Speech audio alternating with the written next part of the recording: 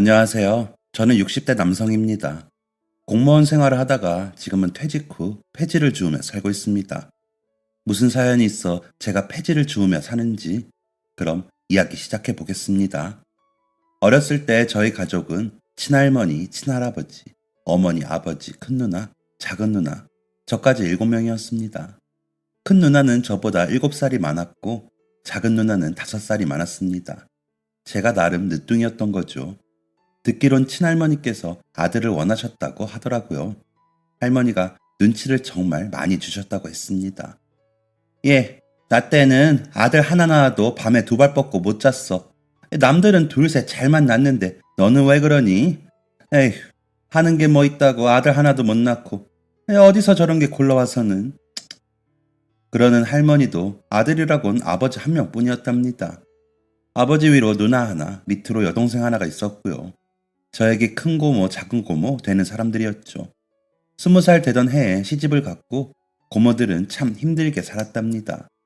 이런 말 하기 뭐하지만 저희 친할머니 댁이 잘 사는 집안이 아니었거든요. 그런데 할머니가 고모들을 좋은 집안에 시집 보내고 싶어서 재산도 좀 속이고 할아버지 하시는 일도 속이면서 결혼을 시키셨다더라고요. 하지만 결혼 후에 자신 아내의 집안 사정을 알게 된 고모부와 고모부 집안에서 고모들을 구박했던 거죠. 그 당시에 이혼 같은 게 있겠습니까? 한번 결혼하면 쭉 살아야 하니 그냥 애 낳아 키우는 사람 정도로 생각하면서 맨날 무시하고 고모부들이 바람피고 했다더랍니다. 그러니 속이 터진 할머니가 아들 하나는 잘 키워보자 하셨던 거죠. 하지만 그도 뜻대로 안 되었던지라 어머니가 딸만 낳는 모습이 못마땅하셨던 겁니다. 어머니는 작은 누나를 낳고 나서 계속 임신 시도를 하셨답니다. 하지만 잘 되지 않았고 그렇게 시간이 흐르고 5년이 지나서야 저를 낳게 되셨던 겁니다. 할머니는 제가 아들인 것을 확인하곤 경사가 난 듯이 좋아하셨고 어머니도 그제서야 마음을 놓으셨답니다. 그때부터 집안의 모든 건 제 위주로 돌아가게 되었죠. 제가 울면 어머니, 할머니, 심지어 할아버지까지 달려와 저를 달랬고 누나들까지도 제 기저귀를 빨고 제 저고리를 빨아야 했답니다. 그런데 애 하나 낳아 키우는 게 쉬운 게 아니잖아요. 돈도 많이 들고요. 앞서 말했다시피 저희 조부모님이 가정 형편이 좋지 않았습니다. 생활비의 대부분은 아버지, 그 사람한테서 나오는 것이었죠. 그런데 제 아버지란 인간은 원래부터 천성이 양아치 같은 사람이었습니다. 어머니를 잘 챙겨주는 사람도 아니었고 맨날 여자의 흔적을 묻히고 오는 파렴치한 인간이었습니다. 또 변변찮은 직업도 없이 이곳저곳 머무는 일명 잡일꾼이었으면서 생색이란 생색은 다 냈답니다. 벌어오는 돈으로는 식구들 입에 겨우 풀칠하는 정도였으면서 그마저도 몇 푼 빼다가 유흥을 즐기기 바빴던 인간이었습니다. 그야말로 남자로서도 인간으로서도 최악 중에 최악이었던 거죠.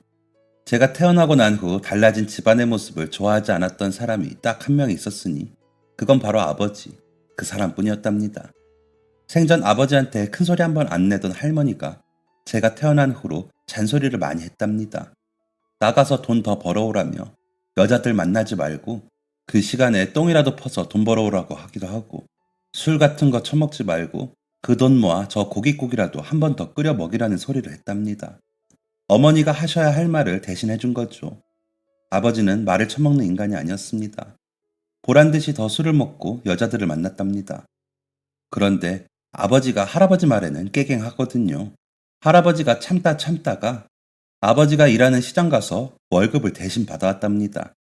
그때부터 자신에게 한 푼 남는 게 없던 아버지는 급기야 인간의 바닥까지 가게 됩니다. 그건 바로 도둑질이었습니다. 대체 머릿속에 뭐가 들어있으면 그런 생각을 할 수 있는지 모르겠습니다. 보통 돈이 부족하다 싶으면 일을 늘리거나 아껴 쓰는 게 일반적인 거 아닌가요? 그런데 도둑질을 생각해내다니 아직까지도 정말 조금도 이해할 수가 없습니다. 처음엔 일하는 곳에서 돈을 슬쩍 했답니다. 몇 원, 몇십 원, 훔쳐도 걸리지 않자 몇백 원, 급기야 하루 번 돈의 반절 이상을 가지고 갔답니다. 그 인간 일하던 곳 사장님이 처음엔 계산을 실수했나 싶었대요. 그런데 그게 매일 반복되고 매주 반복되다 금액도 점점 커지니 이상하다 싶은 거죠. 아버지가 하루 수익의 반을 가져간 날 사장님은 씩씩대며 저희 집에 찾아오셨습니다. 정씨 당장 나오라고 해요. 막 잠을 청하려던 저희 가족들은 깜짝 놀라서 뛰쳐나갔답니다. 할아버지가 나서서 얘기를 했죠. 그런 일이 있을 거라 전혀 예상하지 못했던 저희 가족은 사장님을 불청객이라 여겼습니다. 얼음집 사장 아니쇼? 용식이 아직 안 왔는데 무슨 일로 오밤중에 남의 집까지 옵니까? 내가 지금 오밤중에 안 오게 생겼습니까? 그 자식이 가게돈을 훔치고 있는 거 알고 계셨어요?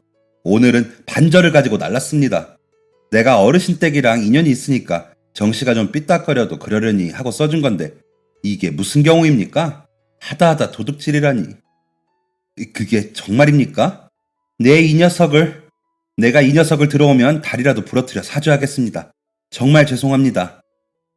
됐습니다. 다리를 부러뜨리든 잘라버리든 그건 이 집 사정이니 알아서 하시고 저는 더 이상 정씨랑 일 못하겠습니다. 내일부터 나오지 말라고 해주시고 그동안 가져간 돈 갖다 주기나 하세요. 아이고, 그 녀석 할 줄 아는 것도 없어서 일자리도 못 구합니다. 한 번만 봐주고 써주시죠. 우리 식구가 7인데 이렇게 자르는 건. 어르신, 정씨가 가게돈 빼돌린 게 하루 이틀인 줄 아세요? 더 이상은 못 봐줍니다. 내일까지 무슨 수를 써서라도 가져간 돈 다 내놓으세요. 얼음가게 사장님은 씩씩대며 돌아가셨습니다. 할아버지와 할머니는 엄청 화가 났고 그날 밤 아버지는 정말 할아버지한테 죽어라 맞았습니다. 그날부터 아버지는 늦게나마 정신이라도 차린 건지 돈을 잘 벌어오기 시작했습니다. 할아버지랑 할머니는 마냥 좋아했고 어머니는 불안해하셨습니다. 어머니, 그이가 어제 또 돈을 가져왔어요. 그것도 꽤 많이요.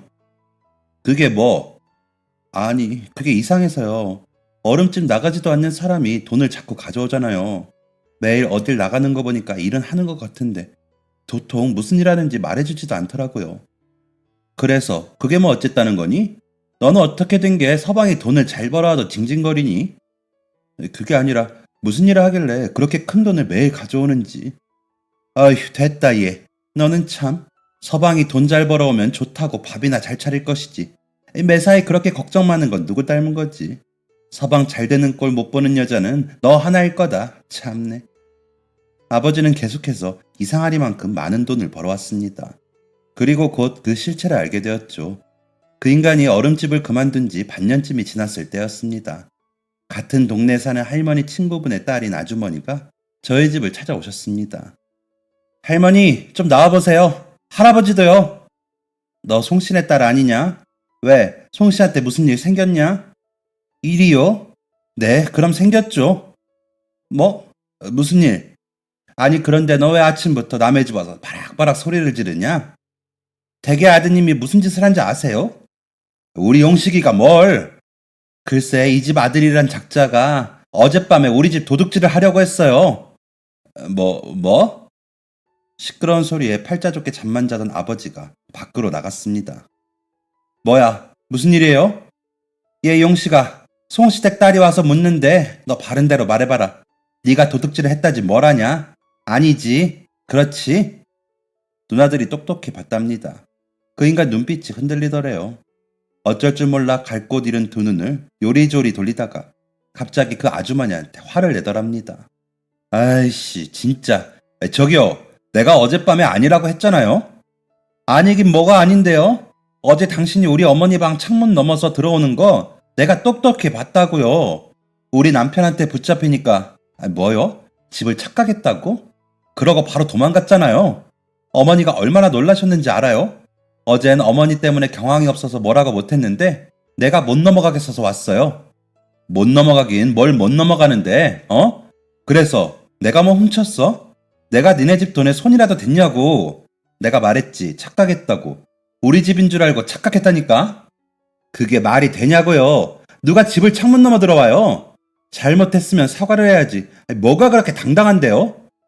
아이씨, 이게 아까부터 소리나 빽빽 지르고 짜증나게. 아버지가 아주머니를 향해 손을 번쩍 들자 할머니 어머니가 붙어서 말렸습니다. 아주머니는 기겁을 했고요. 어머니랑 할머니가 말려서 겨우 아버지를 방으로 밀어 넣었습니다. 어머니가 놀란 아주머니에게 다가갔습니다. 정말 죄송합니다. 제가 대신 사과할게요. 저희가 맨날 술을 먹어서 순간 실수를 했나봐요. 정말 죄송합니다. 순간 실수요? 언니, 정신 차리세요. 저 인간 심성 고약하고 손버릇 나쁜 거 이 동네 사람들이 다 알아요. 저딴 인간 남편이랍시고 감싸주지 말아요. 언니도 같이 욕해요, 사람들이. 네, 죄송합니다. 네, 정말 죄송합니다. 아, 진짜. 우리 어머니랑 언니는 시어머니랑 친한 사이니까 어머니가 냅두라고 하더라고요. 친하면 이래도 되는 건지 원. 오늘은 내가 그냥 넘어가는데 다음에 또 이런 일 있으면 정말 경찰 부를 거예요. 아시겠죠? 남편 간수 잘하세요, 언니. 네, 죄송합니다. 죄송합니다. 똥을 싼 건 아버지인데 왜 어머니가 사과를 해야 했을까요?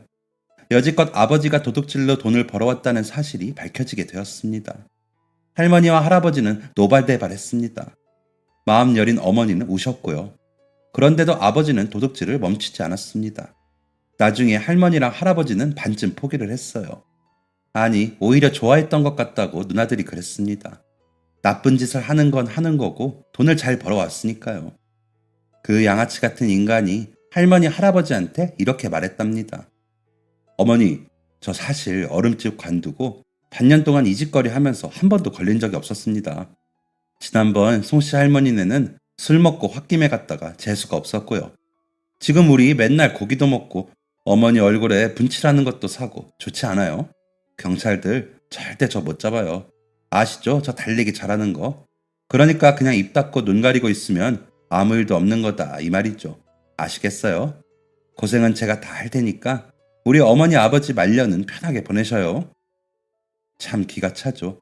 도둑질하면서 부모한테 저렇게 떳떳한 인간은 아마 세상 천지 어디에도 없을 겁니다. 할머니 할아버지도 그 말을 또 듣고 끄덕끄덕 수긍을 했다더랍니다. 배부르고 등 따시니 뭐가 옳고 그른 건지 판단이 안 되었던 거죠. 그 덕에 속이 썩어 문드러지는 건 저희 어머니였고요. 어머니는 그러면 안 된다며 아버지를 붙잡고 매달려도 보고 화도 내봤답니다. 지 부모 말도 안 듣는데 아내 말이라고 듣겠나요? 아버지라고 부르기에도 부끄러운 그 인간은 그 짓을 몇 년 동안이나 했습니다. 어느덧 제가 6살이 될 때까지 말이죠. 참 날씨가 좋던 어느 날이었습니다. 어머니랑 누나들이랑 시장에 나가기로 했던 날이었습니다. 오랜만에 어머니랑 장에 나가는 거라 전날부터 들떠있던 저는 이른 아침 눈을 떠서 아침밥을 허겁지겁 먹었습니다. 어머니가 제 옷을 입혀주시던 그때였습니다. 정영식 씨 댁 맞습니까? 경찰들이었습니다. 어머니는 이때 올 게 왔구나 싶으셨답니다. 아버지가 도둑질을 하다 드디어 걸렸구나. 그동안 용케도 피해 다녔지 하셨답니다. 그런데 경찰들이 말하길 아버지가 살인을 했다더랍니다. 어머니는 주저앉으셨습니다. 저는 팬티바람으로 어머니한테 뛰어갔고 누나들도 왔습니다. 할머니와 할아버지의 얼굴도 새하얗게 질렸습니다. 할머니, 할아버지는 경찰들을 따라 나갔고 어머니는 그날 누워만 계셨습니다. 늦은 오후가 되어서 돌아온 할머니와 할아버지는 힘이 하나도 없었고 넋이 나간 표정이었습니다. 아버지 그 인간이 결국 그 짓을 했답니다. 이젠 하다 절대 인간이 하면 안 되는 일을 저지른 겁니다. 늦은 밤 저희 동네에서 멀리 떨어진 동네를 어슬렁거리다가 기와로 된 부잣집을 발견한 아버지는 담벼락에 숨어 그 집 사람들이 모두 잠들기를 기다렸답니다. 그리고 캄캄한 새벽이 되자 몰래 그 집에 들어간 겁니다. 그런데 잠기 밝은 안주인이 깨어났고 급기야 몸싸움까지 번진 겁니다. 방에서 실랑이를 하다가 아버지는 달아나려 했고 안주인은 큰 소리를 질러 안에 있는 사람들을 깨우려 애쓰며 아버지를 붙잡았답니다. 그렇게 마당에 나와서까지 밀고 당기고를 하다가 아버지가 안주인을 세게 밀어버렸고 안주인은 마당 평상에 머리를 부딪혀 그대로 세상을 떠나고 말았답니다. 정말 최악이었습니다. 어떻게 인간이 그렇게 최악일 수가 있는지. 이야기를 들으신 어머니는 내내 울기만 하셨습니다. 할머니도 울었습니다.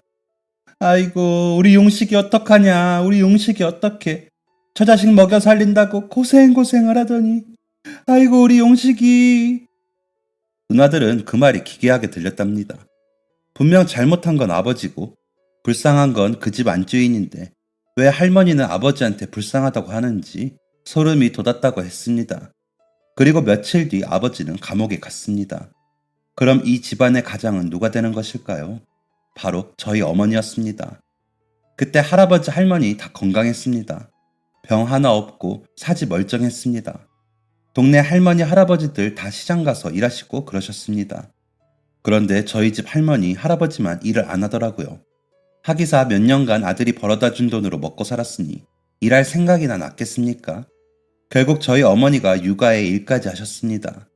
큰 누나는 국민학교 졸업 몇 달 남겨뒀었는데 졸업 못하고 어머니랑 같이 일하러 나갔습니다. 저도 같이 나갈 때도 있었고 할머니가 돌봐줄 때도 있었습니다. 작은 누나 학교 끝나고 오면 작은 누나랑 놀았고요. 진짜 힘들게 살았습니다. 할머니는 어머니한테 왜 돈을 이만큼밖에 못 벌어오냐며 밖에서 남자 만나고 다니는 거 아니냐고 말도 안 되는 소리를 해댔습니다. 아버지라는 인간 면회가라고 혼내기도 했습니다. 그러면서 서방이 불쌍하게 갇혔는데 어떻게 두 발 뻗고 자냐며 이상한 소리도 했습니다. 그렇게 5년을 살았습니다. 할머니, 할아버지가 한 해 걸쳐 하늘로 가시면서 저희 넷은 전보다 훨씬 편해졌습니다. 맨날 욕을 들었습니다.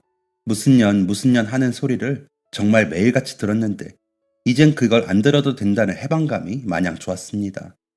누나들은 할머니 죽어서 좋다고 했다가 어머니한테 꿀밤을 맞기도 했습니다. 그런데 그건 저희 가족뿐만이 아니었습니다. 동네 사람들도 할아버지에 이어 할머니가 죽은 날 저희 집에 와서 이렇게 말했거든요.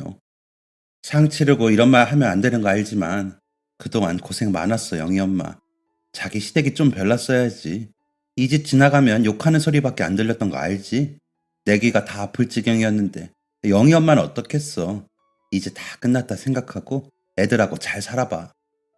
할머니, 할아버지의 인성과 동네 평판이 얼마나 바닥이었는지 짐작이 가시죠. 저희가 어떤 생활을 했는지도요. 그렇게 시댁의 압박에서 벗어난 어머니는 좀 더 자유롭게 살기 시작하셨습니다. 어머니는 베푸는 걸 참 좋아하던 분이셨습니다. 사실 저희 가족이 하루 벌어 하루 먹는 처지였는데도 어머니는 나누는 것을 아까워하지 않으셨습니다. 현미 가득한 밥에 소금을 쳐서 주먹밥을 만들어 동네 애들이랑 나눠 먹은 적도 있었습니다. 연탄 한 장이 귀하던 시절인데도 어머니는 저희보다 힘들게 사는 집에 연탄을 주기도 했습니다. 동네 사람들이 입을 모아 칭찬을 하던 분이셨습니다. 그런 분이 어떻게 남편은 그런 사람을 만났는지 참으로 불쌍하지 않을 수 없었습니다. 그렇게 별탈없는 일상이 또 1년이 지났을 때였습니다. 경찰들이 저희 집을 찾아왔답니다. 6년 전 그날처럼 말이죠. 어머니, 저 누나들은 얼어붙었습니다. 이번엔 무슨 일일까? 그곳에선 더 이상 사고를 칠 게 없을 텐데 생각했습니다. 경찰들이 말하길 아버지가 죽었답니다.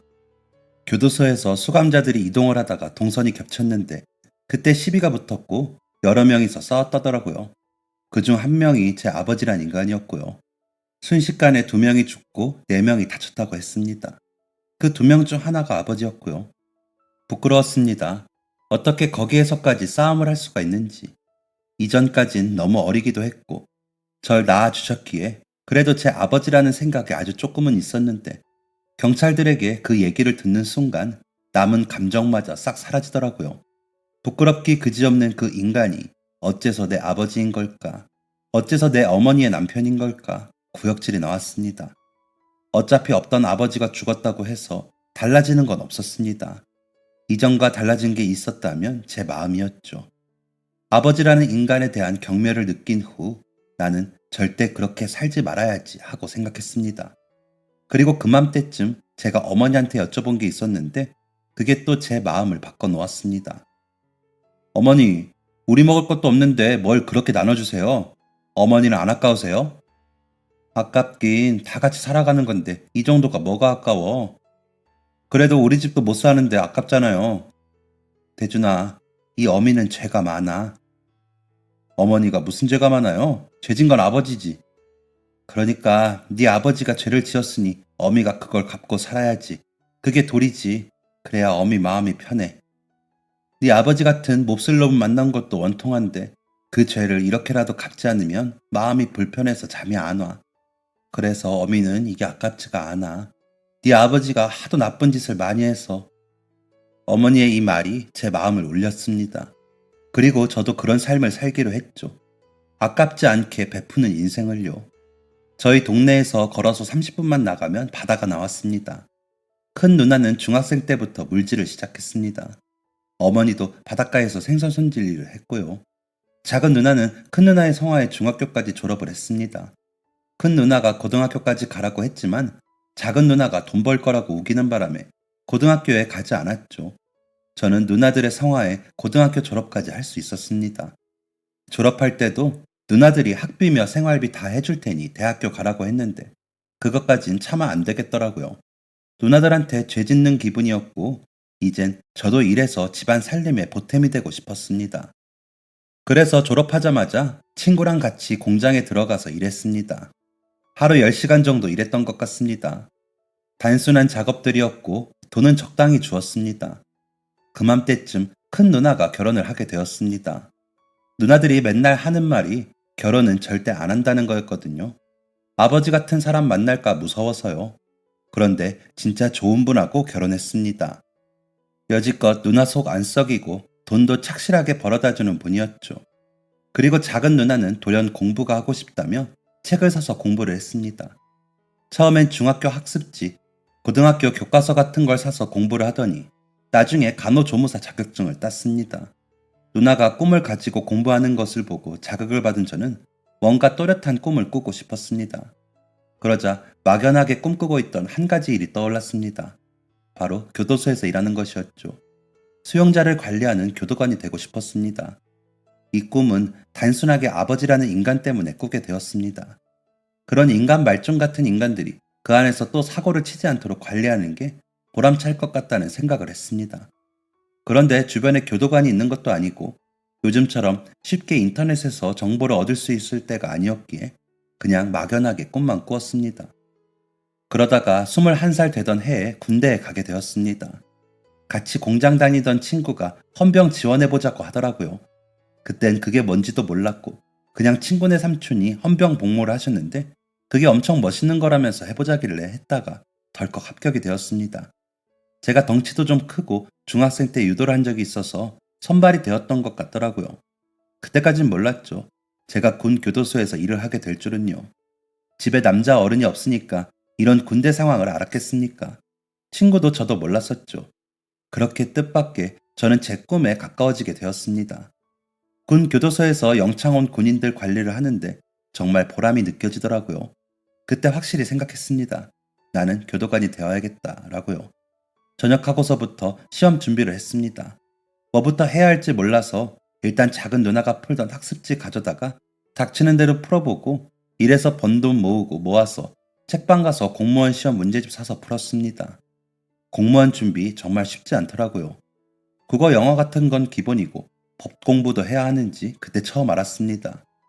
학생 때 공부랑 친하지 않았던 저는 잠도 안 자면서 무식하게 공부를 했고 그 결과 시험 준비한 다음 해에 시험에 합격을 하게 되었습니다. 필기만 합격했죠. 면접이 있는 줄 몰랐고 그렇게 까다롭게 보는 줄도 몰랐습니다. 면접장에서 어버버거리다가 탈락하고 바로 경찰서 찾아갔습니다.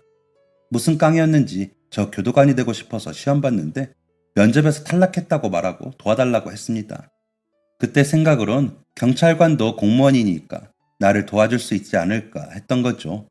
그런데 또 저희 동네 경찰분들이 저를 아시더라고요. 제 아버지인 그 인간이 동네에서 유명했으니까요. 도둑질하다 감옥 가서 죽었으니 안 유명할 리가 있겠나요. 그런데 경찰관분들이 저보고 기특하다며 도와준다고 하더라고요. 너무 감사했습니다. 그때부터 경찰관분들이랑 면접 준비했고 운동하고 체력 관리하고 끝내 면접까지 합격을 하게 되었습니다. 교육 마치고 발령받던 날 진짜 뛸 듯이 기뻤습니다. 어머니는 위험하지 않겠냐며 걱정을 하셨습니다. 대준아, 너 정말 괜찮겠니? 위험하지 않겠어? 네가 고생한 거 알지만 지금이라도 다시 생각해보는 게.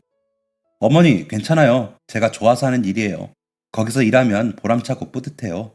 그리고 아버지, 그 인간이 저지른 일에 대한 마음의 짐, 어머니뿐 아니라 저도 무겁게 생각하고 있어요. 그리고 저 근무하는 곳 큰 누나네 근처라서 무슨 일 생기면 큰 누나가 바로 달려오겠대요. 얘는 무슨 일 안 생겨야지 생길 걱정을 하면 어떡하니? 알겠어요, 어머니. 제 걱정 마시라는 거죠. 휴가 때마다 올게요.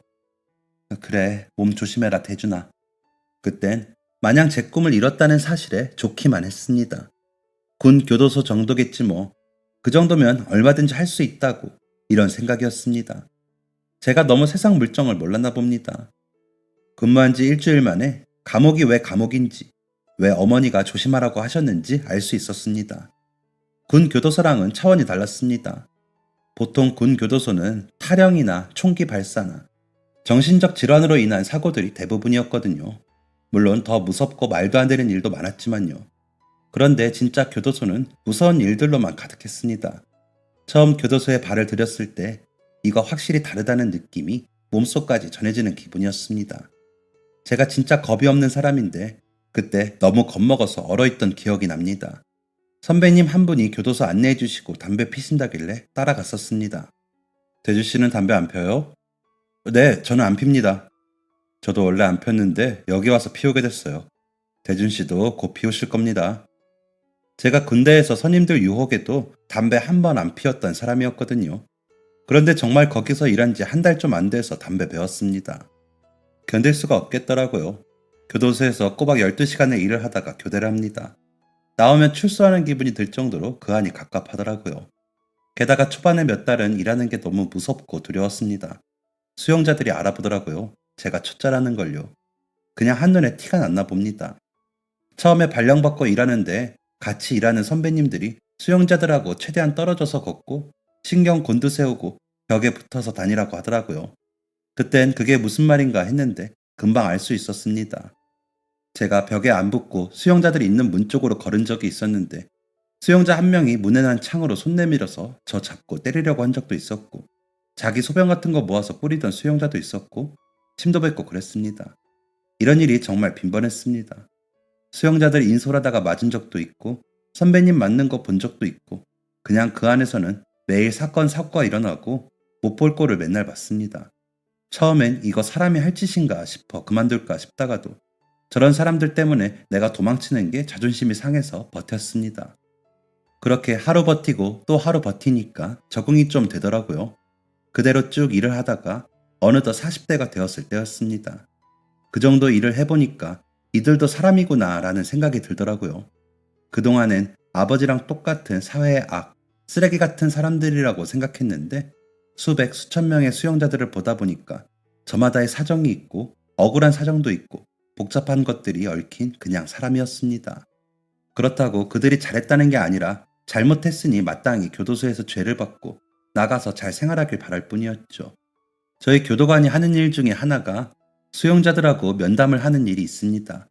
지금은 모르겠지만 그 당시 제가 있던 교도소에서는 필수는 아니었고 수용자들이 요청하기도 하고 어느 정도 호봉이 찬 교도관들이 신청해 상담을 할 수 있었습니다.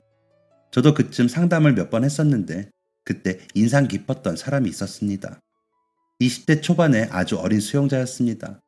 그 수용자는 수감되자마자 인솔하던 교도관에게 침을 뱉었습니다.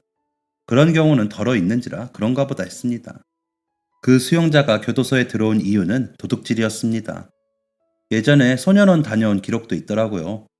소년원에서 나온 이후에도 좀도둑으로 살면서 합의도 몇 번 해줬다가 이번엔 합의가 안 되자 수감된 것 같았습니다. 불현듯 제 아버지가 떠올랐습니다. 평생 짊어지고 살았던 마음의 무거운 짐이 더욱 무거워지는 기분이었습니다. 분명 그 사람과 아버지는 다른 사람인데 치가 떨렸습니다. 세상에 할 일이 얼마나 많은데 도둑질을 하는 건가? 그것도 젊은 사람이 싶었죠.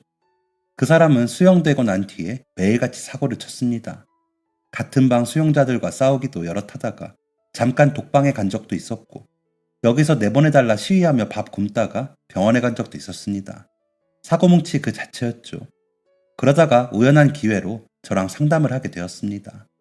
다른 교도관이 상담을 신청해서 하기로 했었는데 그분 개인 사정이 생겨 제가 한번 하기로 했던 거였죠. 솔직히 걱정이 많이 되었습니다. 교도관 생활 20년을 하면서 느낀 게 내 사심을 담으면 안 된다는 것이었거든요. 사심을 담으면 괜한 기대를 주거나 제 은밀한 부분을 들킬 수도 있으니까요. 그래서 그 수용자와의 상담이 겁이 나더라고요. 아버지랑 닮은 그 수용자에게 좋은 쪽이든 아니든 사심이 담길까 봐요. 그렇게 떨리는 마음으로 상담을 시작했습니다. 안녕하세요. 제 인사에 수용자는 대답 대신 고개를 끄덕였습니다. 요즘 어때요? 이제 보름쯤 되었는데 어때요? 뭐 같아요. 욕을 했습니다. 깜짝 놀랐습니다.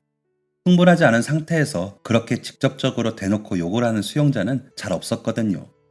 특히나 상담을 할 때는 보통 예의를 갖추는 편인데 그러지 않아 놀라웠습니다. 어떤 게요? 그냥 다요. 나가고 싶어요. 그렇구나. 나가서 뭐 하고 싶은데요? 도둑질이요.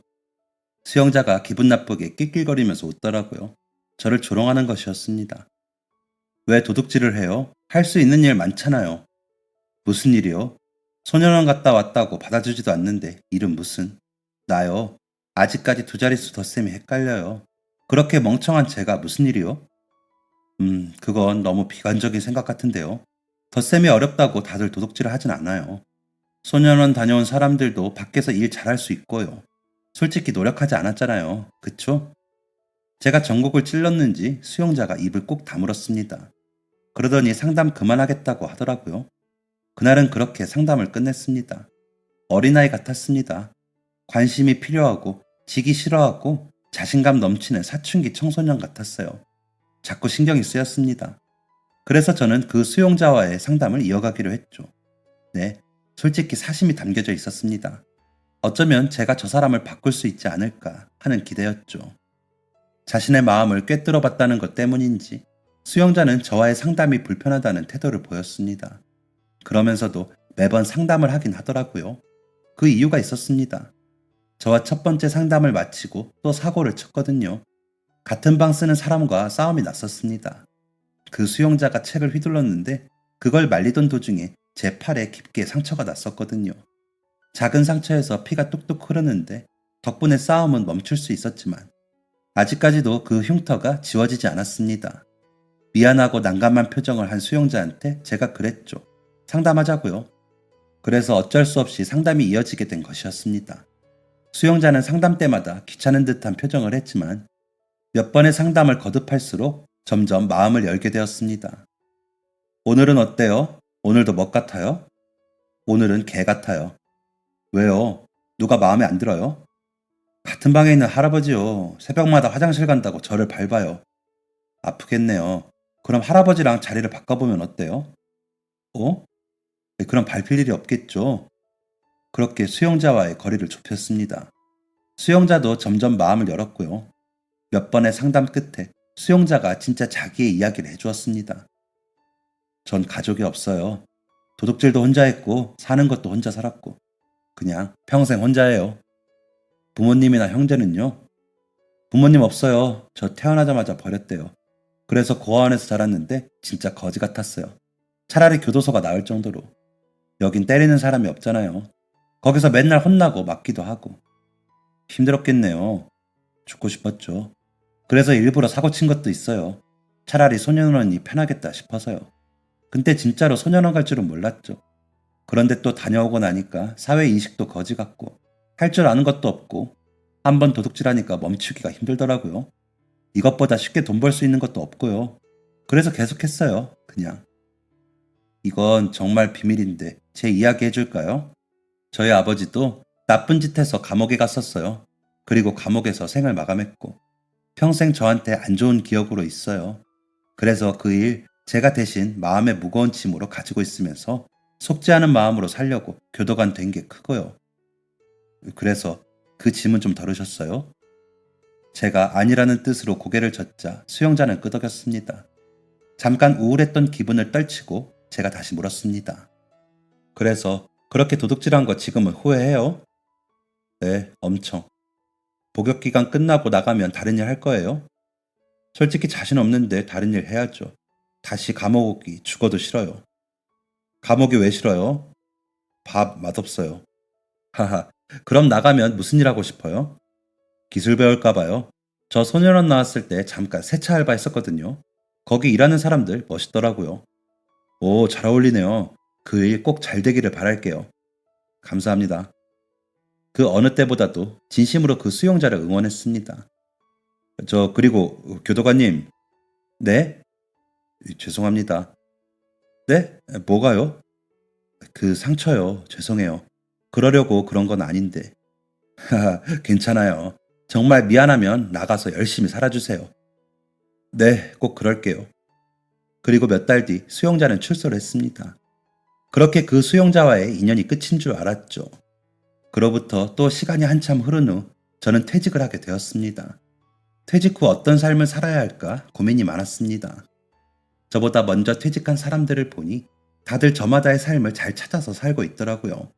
편하게 노후를 보내며 가족들과 함께하는 삶, 새로운 일자리, 자신만의 사업 등의 삶이었죠.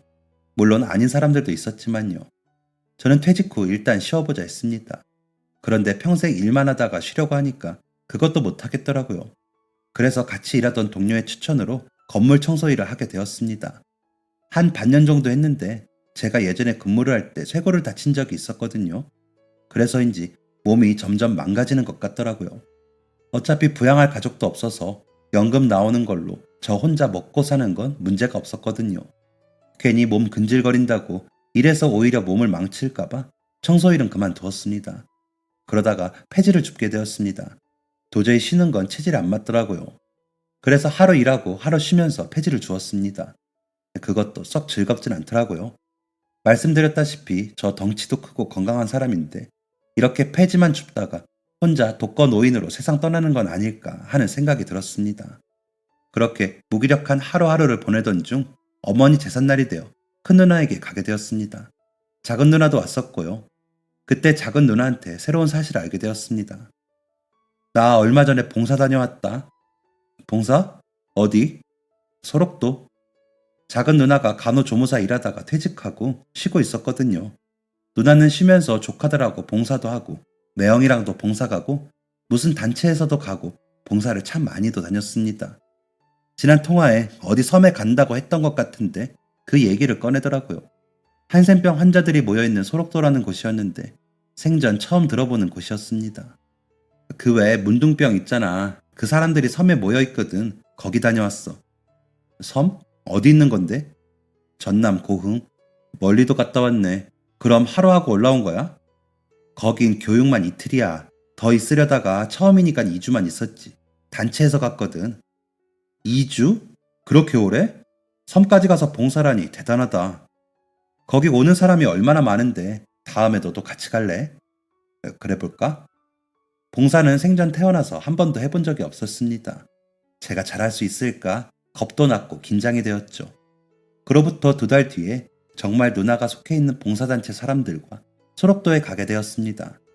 조심해야 될 부분이나 저희가 할 일에 대한 교육을 자세히 해주더라고요.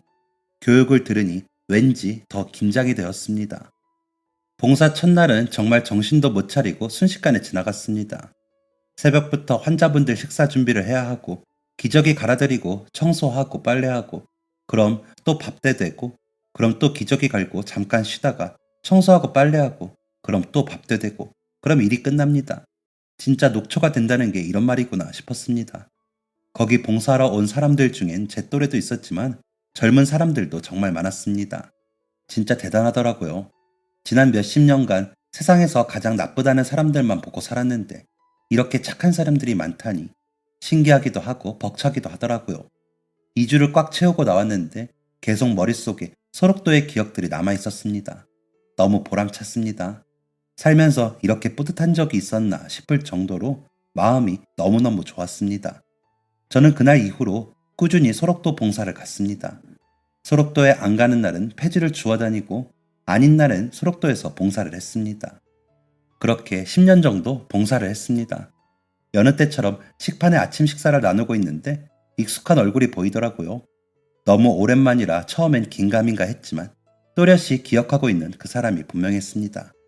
바로 저와 상담을 하고 잘 살겠다고 약속했던 바로 그 수용자였습니다. 여기 어떻게... 교도관님? 놀라긴 그 남자도 마찬가지였습니다. 과거보다 훨씬 밝은 얼굴로 저를 보고 활짝 웃어줬습니다. 살짝 뭉클한 기분이 들었습니다. 식사 끝내고 잠깐 쉬는 시간에 그 남자와 대화를 나누었습니다. 교도관님, 정말 오랜만이에요. 이렇게 만나게 될 줄은 몰랐네요. 그러게요. 얼굴빛이 정말 좋아졌어요. 어때요? 약속대로 잘 살고 있어요? 속으로 응원 많이 했는데. 그럼요. 그때 출소하고 주유소에서 몇 년 동안 세차 일하면서 그동안 제가 도둑질했던 곳 찾아가서 돈 다 갚았어요. 고맙다고 해주는 사람도 있었고 욕하는 사람도 있었는데 그래도 다들 나중엔 열심히 살라고 응원해 주시더라고요. 진짜 힘든 결정했네요. 쉬운 일이 아니었을 텐데. 네, 솔직히 흔들린 적 많았는데 그때마다 교도관님 생각했어요. 저요? 네, 교도관님도 힘든 과거 있으셨는데 멋지게 이겨내고 교도관 되셨잖아요. 저도 뭔가 이루고 싶더라고요. 그래서 돈 얼추 갚았을 때부터 무턱대고 정비소 가서 일 배우고 싶다고 했고, 그렇게 일하다가 지금은 작은 오토바이 정비소 하나 차려서 하고 있어요. 와, 진짜 멋있네요. 대단해요. 아니에요. 그냥 열심히 살고 있어요. 그럼 여긴 어떻게 오게 된 거예요? 아, 출소하고 성당 다녔거든요. 그때 단체로 여기 온다길래 왔다가 너무 좋아서 꾸준히 오고 있어요. 결혼하고 애들 키운다고 자주는 못 오지만 1년에 두어 번 오고 있네요. 그때부터 지금까지요? 아, 진짜 멋있는 분이네요. 아니에요. 감사합니다. 다 교도관님 덕분이에요. 그때 그렇게 저 포기하지 않고 솔직한 얘기 해주셔서 제가 이만큼 정신 차릴 수 있었어요. 정말 대단했습니다. 수용자였던 그 남자가 존경스럽기까지 했습니다. 거의 20년이라는 시간 동안 꾸준히 봉사를 하기가 쉽지 않은 거잖아요. 정말 사람 인연은 어떻게 될지 모르는구나. 그리고 사람 일은 어떻게 될지 모르는구나 라는 생각이 들었습니다. 소록도 그곳에 있으면 삶과 죽음에 대해 많은 생각이 듭니다. 정말 힘들게 살아가고 힘들게 일하시는 분들 보며 마음이 복잡하기도 하고요. 그래서 저는 기부를 하기 시작했습니다. 조금씩이지만 십수년에 걸쳐서 아직까지도 하고 있습니다. 지금까지 다 하면 1억이 가까이 되는 돈이 되겠네요. 그날 그 남자를 만난 후엔 약속을 잡고 같이 소록도에 가기도 합니다. 그런데 제가 기부를 하는 걸 얼마 전에 그 남자가 알게 되었나 봐요. 이제 애들도 어느 정도 컸으니 조금씩이라도 기부를 시작하기로 했다더라고요. 제가 이 사람에게 또 한 번 좋은 영향력을 주었다는 사실에 기분이 좋아졌습니다. 그리고 그 남자가 얼마 전에 제게 이런 말을 했습니다. 교도관님, 마음속에 있는 아버지의 죄, 그 무거운 짐 이제 내려놓으세요. 교도관님의 짐이 아닌 거 잘 아시잖아요. 그동안 고생 많으셨어요. 정말 오랜만에 혼자 눈물을 삼켰습니다. 평생 내가 갚아야 할 죄라고 생각하고 살았습니다. 그래야 할 것 같았습니다. 그런데 사실은 저도 알고 있었습니다. 그건 제 죄도 아니고 제 짐도 아닌 것을요. 저도 그 사람에게 좋은 영향을 받게 되었네요. 교도관을 했던 시간 동안 마주쳤던 수용자들, 출소 후 모두 행복하고 의미 있는 시간들이 가득하길 진심으로 응원하겠습니다. 저도 그런 시간들을 보내겠습니다. 감사합니다. 지금까지 사연 들어주셔서 감사합니다. 사연이 재밌으셨다면 구독과 좋아요를 눌러주세요. 감사합니다. 안녕히 계세요.